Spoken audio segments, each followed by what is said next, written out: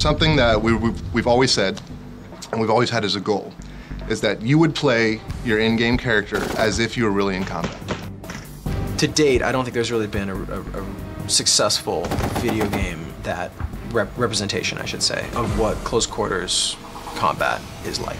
Also, we're able to create much larger environments than we've ever been able to do before.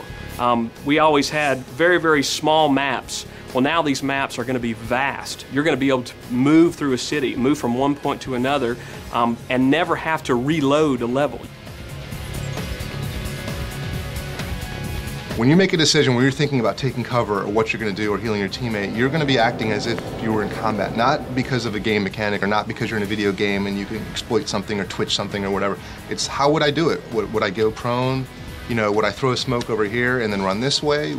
We want you to play the game as if you were in the real situation. Yeah, a lot of issues you see with some games, and you know, 2X was guilty of it as well, was jumping, because in order to be able to get over obstacles that are a little higher than you, that was the solution for everything, to just jump. But that also led to exploits and unrealistic gameplay where you engage an enemy and people would start hopping around trying to avoid getting shot, and soldiers don't do that on the battlefield. We have the gamer who we're trying to satisfy and make a fun, exciting experience that's representative of the Army. In most games, you have a medic who comes over and, bless you, my child, he suddenly heals you and then moves on.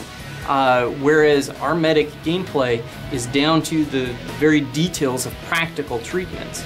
I've personally been there while they've been doing the developing on the game, and also given my thoughts on what should be added. So we have really taken the grasp of what goes on in medical training for a combat lifesaver or a 68 whiskey and put some of those training aspects into the game. This is as real as it gets. This is the real thing. It's nothing simulated. It's exactly what we do in training as a CLS or as a medic. In most games you see the character reach to an amorphous place somewhere on the body and then the mag comes out of nowhere and slap it up. We've actually gone in and made a much higher detail version of that. I can see myself pull out my clip from my pal's vest, put it into my weapon. This is high realism at its best in a video game. The ballistic simulations in the game are very accurate. The data that we've acquired is real-world data, and not to mention the experience from the designers, actually firing the weapon systems, and the SMEs telling us how it should be. This game has a level of authenticity that's brought to it by our subject matter experts. An SME is a subject matter expert. We have access to active duty soldiers who are still going on deployments, and they are in the living, breathing Army, and they know what's the most up-to-date information. Being portrayed in the game is very overwhelming. Of course, to be nominated to be a part of the Real Heroes program is a very, very great honor. It's great to tell not just my story, but the story of the guys I served with and the story of the U.S. Army. My interaction with the SMEs when they come here is basically I just soak up every little detail I can get from them.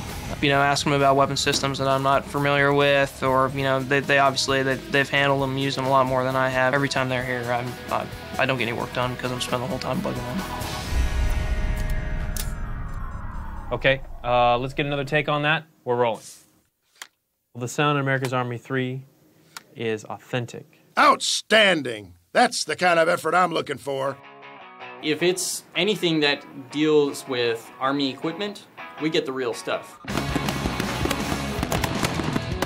Having a sound booth and having a wide variety of gear that we can take out into the field for recording allows us to bring in actual drill sergeants, actual soldiers, and we can go out into the field to a range, set up mics, and record real weapon sounds. Actions being pulled, magazines being inserted and removed, explosions. We've gone out to the Picatinny Arsenal and recorded the M320, which nobody has at this point. The Army's just beginning to field it. If you had access to one, you would know that's how it really sounds. I want 110%. Who?